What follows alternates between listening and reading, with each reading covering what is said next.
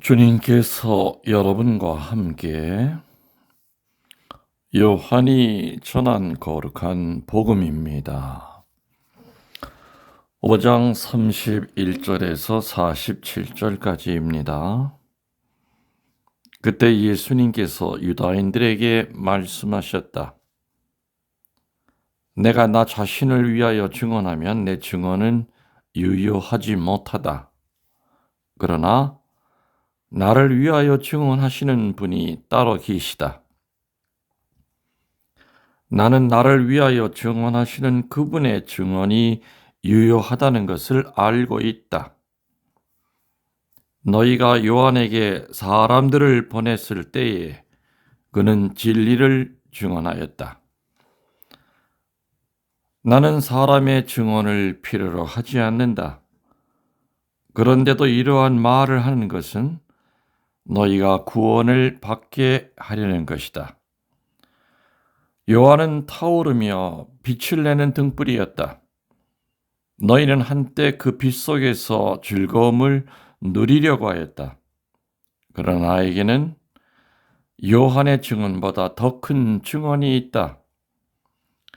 아버지께서 나에게 완수하도록 맡기신 일들이다. 그래서 내가 하고 있는 일들이 나를 위하여 증언한다. 아버지께서 나를 보내셨다는 것이다. 그리고 나를 보내신 아버지께서도 나를 위하여 증언해 주셨다. 너희는 그분의 목소리를 들은 적이 한 번도 없고 그분의 모습을 본 적도 없다. 너희는 또 그분의 말씀이 너희 안에 머무르게 하지 않는다. 그분께서 보내신 이를 너희가 믿지 않기 때문이다. 너희는 성경에서 영원한 생명을 찾아 얻겠다는 생각으로 성경을 연구한다. 바로 그 성경이 나를 위하여 증언한다. 그런데도 너희는 나에게 와서 생명을 얻으려고 하지 않는다. 나는 사람들에게서 영광을 받지 않는다. 그리고 나는 너희에게 하느님을 사랑하는 마음이 없다는 것을 안다.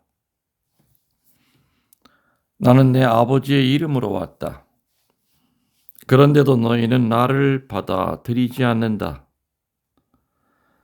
다른 이가 자기 이름으로 오면 너희는 그를 받아들일 것이다. 자기들끼리 영광을 주고받으면서 한 분이신 하느님에게서 받는 영광은 추구하지 않으니 너희가 어떻게 믿을 수 있겠느냐? 그러나 내가 너희를 아버지께 고소하리라고 생각하지는 마라. 너희를 고소하는 이는 너희가 희망을 걸어온 모세이다. 너희가 모세를 믿었더라면 나를 믿었을 것이다. 그에 관하여 성경에 기록하였기 때문이다. 그런데 너희가 그의 글을 믿지 않는다면 나의 말을 어떻게 믿겠느냐? 주님의 말씀입니다. 참 예수님, 주님의 이름으로 평화를 빕니다. 편안들 하십니까? 벌써 사순 4주일 목요일 말씀, 이제 사순절이 많이 안 남았습니다. 부활 준비 잘 하고 계시리라 믿겠습니다. 오늘 복음은 요한복음 5장 31절 이하의 이야기입니다. 좀 어렵죠. 원래 요한복음 자체가 원래 좀 어렵습니다. 좀 정리해서 여러분들에게 좀 쉽게 오늘 복음 말씀의 그 묵상을 좀 설명해 드리겠습니다.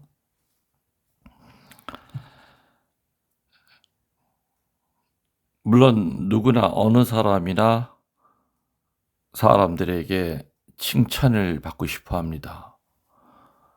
나 칭찬받는 거 싫어. 글쎄 이런 사람도 있긴 있겠죠. 아주 겸손한 사람. 근데 아무튼 인간의 근본적인 욕망, 원의 가운데 하나가 다른 사람한테 칭찬받고 찬사받고 인정받기를 원하는 겁니다. 예수님 시대에 특별히 사람들에게 찬사를 받고 싶어하는 그 부류들이 있었죠. 바리사이파 사람들이 바로 그런 사람들이었습니다. 바리새파 사람들은 정말 모든 사람들이 자기들을 인정해 주기를 바라는 그런 마음으로 복장도 바리새파들은 멀리서 봐도 바리새파다 이렇게 보일 정도로 복장도 특별했습니다. 모든 사람들이 자기들을 봐주기를 바라고 인정해 주기를 바라는 거, 그것이 늘 기도의 첫 대목이었습니다. 그들에게는. 그래서 그들은 회당에서도 앞자리에 앉기를 좋아했지요. 이렇게 사람들에게 찬사를 받고 싶어하는 바로 이것 때문에, 이러한 이유 때문에 바리새이들은 하느님의 음성을 들을 수가 없었다는 얘기입니다. 왜 그랬겠습니까? 사람이란 말이죠. 자기 동료들, 다른 사람에게 비추어서 자신을 가늠해 보는 동안은 만족할 수가 없는 겁니다. 제가 참으로 많이 강조하는 것 중에 하나가 그 불감증 얘기를 제가 많이 했습니다. 특별히 죄의 불감증에 걸리는 사람들, 본인이 죄인이라는 것을 모르는 사람들의 그 원인은 뭐냐? 감기의 원인이 있듯이, 바이러스냐, 세균이냐 등 원인이 있듯이 본인이 죄인이 아니라고 생각하는 그런 사람들의 그런 마음을 갖게 된 그 원인은 늘 비교의 대상을 사람에게 두는 거라고 그랬습니다. 예를 들어서 성당 안 나가는 남편이랑 비교해 보면은 내가 훨씬 더 선한 사람이고 의로운 사람이고 훨씬 더 하느님 사랑을 많이 받는 사람처럼 생각이 됩니다. 입만 열기만 하면 남의 뒷담화 치는 아무개에 비하면은 그래도 나는 별로 말을 안 하기 때문에 내가 훨씬 더 저 사람보다는 하느님에게 칭찬받을 자격이 있다고 생각합니다. 봉사라고 하는 것은 눈꼽만큼도 안 하는 우리 앞집에 사는 아무개 신자보다는 그래도 나는 빈센시오 활동서부터 열심히 하고 있기 때문에 내가 훨씬 더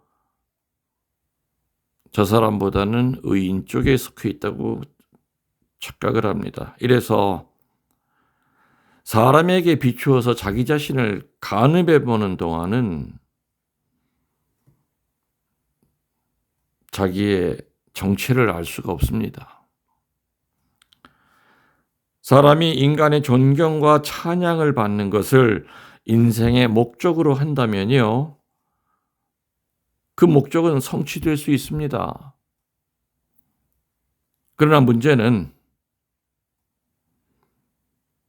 나는 나의 이웃만큼 선한가가 아니라 나는 하느님만큼 선한가 하는 겁니다.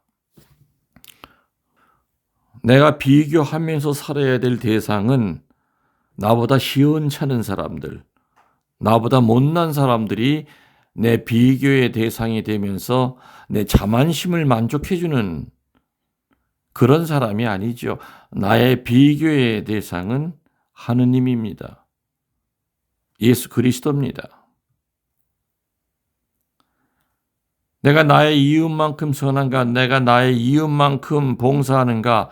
내가 나의 이웃만큼 자선을 베풀고 살아가는가? 나의 이웃만큼 기도하는가? 그게 따져보면 내 이웃보다는 훨씬 내가 잘났습니다. 그러나 나는 하느님만큼 기도하고 살아가는가? 예수님만큼 봉사하는가? 예수님만큼 봉헌하고 살아가는가? 예수님만큼 순명하는가 하는 그 잣대의 기준을 바꿔버린다면은, 예수님으로 바꿔버린다면은 음에 기주고 할 말이 없습니다.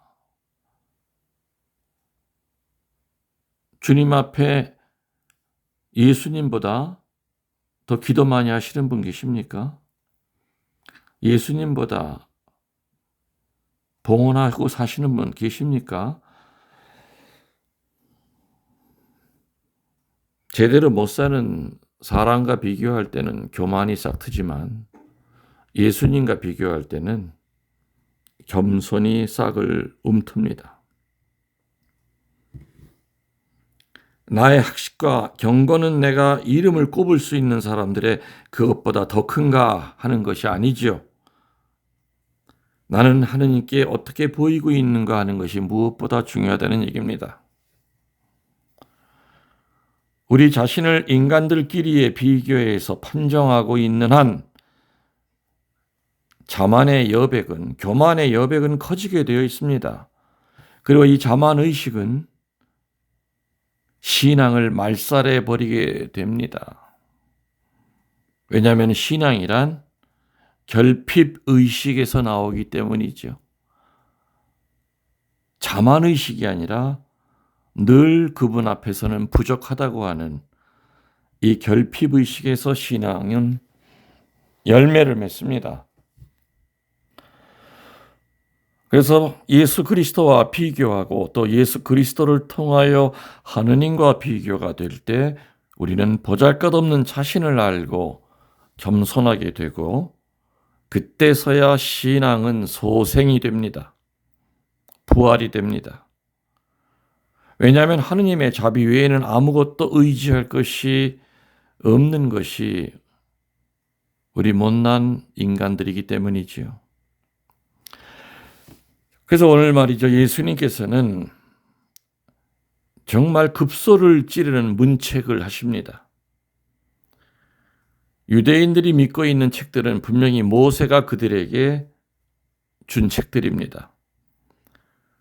그리고 그 책에는 하느님의 말씀이 분명히 적혀 있다고 그들은 믿고 있었습니다. 이제 예수님께서는 다음과 같은 뜻으로 말씀하고 계시죠.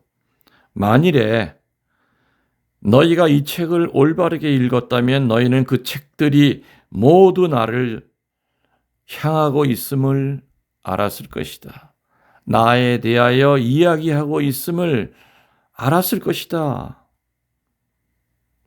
너희는 모세가 너의 중재인이기 때문에 안전하다고 생각하고 있다. 그러나 모세가 바로 너희들을 고소할 사람이다.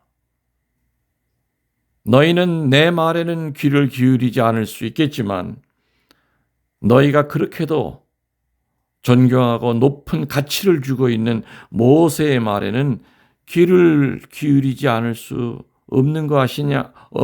없는 거 아니냐? 그런데 그 모세가 한 모든 말은 바로 나를 향하고 있다. 나에 대하여 하는 얘기다. 오늘 예수님의 이 급소를 찌르는 이 문책의 말씀, 구중의 말씀은 위대하고도 위협적인 진리가 담겨 있습니다. 유대인들에게 가장 큰 특권이 되었던 바로 그것이 그들의 가장 큰 정죄의 이유가 되리라는 겁니다. 늘 의시되면서 누구보다도 많은 은총을 받았다고 생각했던 바로 그것이 나중에 나의 심판거리가 될 거라는 얘기입니다. 기회를 가져보지 못한 사람들에 대해서는 정죄할 수가 없습니다. 또 무지 속에서 빠져서 있는 사람들은 아무도 그를 정죄할 수가 없습니다. 애초부터 아는 게 없기 때문이지요. 가르쳐준 사람도 없고 배운 것도 없습니다. 그 때문에 그 사람들한테 정죄할 수 있는 사람은 없습니다. 그렇지만 유대인들, 특별히 바리새인이라든지 율법학자들에게는 지식이 주어졌습니다. 무슨 지식이죠? 하느님에 대하여 아는 지식이 주어졌고요. 그들은 그 지식을 바로 사용하지 못했기 때문에 바로 그것이 그들의 정죄 이유가 된다는 얘기입니다. 교회 여러분들 명심합시다. 천주교 신자로 선택받은 거 큰 축복입니다. 또 살아가면서 고비고비마다 많은 은총을 받은 거 큰 축복입니다. 가만히 보면 우리 교우들 정말 많은 하느님의 특권 속에서 살아갑니다. 은총을 덮고 삽니다. 그렇지만 그 특권이 크면 클수록 그거를 제대로 겸손하게 올바르게 세상의 빛과 소금으로 전환시키지 못한다면 그 특권을 나중에 우리의 심판도 정죄도 크다는 것을 기억해야 됩니다. 그래서 제가 그런 얘기 드리죠. 귀하고 비싼 존재일수록 썩을 때 냄새가 역하다. 제가 그런 얘기 한 거 기억나시지요? 생선 한 마리 썩을 때보다는 인간, 송장이, 시체가 썩을 때가 냄새가 훨씬 역합니다. 사제가 잘못 살았을 때 풍기는 냄새는 교우들이 잘못 살았을 때 풍기는 냄새보다 훨씬 더 더럽고 역합니다. 교우들이 잘못 살았을 때 풍기는 냄새는 이방인들이 잘못 살았을 때 풍기는 냄새보다 훨씬 더 더럽습니다. 예수님은 당신의 목숨으로, 당신의 보혈로 우리를 구원하셨습니다. 그래서 우리들은 정말 귀하고 값진 존재들입니다. 또 거기에 걸맞게 많은 은총 속에 살아갑니다. 그러나 잘못 살았을 때는 썩은 악취가 풍긴다는 거 명심해야 될 겁니다. 우리의 특권이 크면 클수록 우리의 정죄가 크다는 거 명심하셔야 됩니다. 우리가 하느님에 대하여 알 수 있는 기회가 많으면 많을수록 우리가 알지 못함에 대한 정죄도 그만큼 커진다는 거 아셔야 됩니다. 그래서 그 특권, 하느님의 특별한 은혜를 받은 그 반대쪽에는 언제나 책임이 따르고 있다는 거 기억해야 될 겁니다. 유대인들은 특히 바리새인들, 율법학자들은 그 당시에 참으로 많은 것을 받은 사람들이었습니다. 하느님에 대한 지식도 받았고, 그렇지만 그 지식이 머릿속에만 있었기 때문에 가슴으로 끌어내리지 못했기 때문에 그냥 지식으로 남은 겁니다. 그래서 그 지식을 가지고 출세하는 데 썼고 자기가 다른 사람과 다르다는 걸 표시하기 위하여 옷도 다른 복장을 입고 사람들 많은 데서는 오랫동안 기도했고 오만 종류의 바리새이파들이 생겨났던 겁니다. 늘 겸손한 척 하느라고 머리를 숙이고 다니는 그런 바리새이, 등이 굽은 거 바리새이, 여자 안 쳐다보고 나는 늘 정결하다고 하는 걸 나타내기 위해서 여자만 보면 눈을 감고 다니는 그런 바리새이들, 이루 말할 수 없이 많은 바리새이들이 있었습니다. 그들의 목표는 사람들에게 찬사를 받는 거였습니다. 그들에게 주었던 그 많은 특권이 그들을 단죄하는데, 나중에 정죄하는데 그 특권이 쓰여진다는 거. 그래서 하느님에게 은총을 받은 사람, 또 하느님에게 불리움을 받아서 그 직책이 높으면 높을수록 책임은 크다는 거 명심해야 될 겁니다. 부모는 자식을 하느님의 뜻대로 키우고 그리고 올바로 신앙생활 하게끔 특권을 받은 사람들입니다. 근데 그렇지 못했을 때는 나중에 심판대에서 물으실 수도 있겠죠. 네 자식들 다 어디 갔느냐? 내가 너의 부부들의 그 몸을 빌려서 내가 선물도 주었건만 그 자식 어디가 있느냐?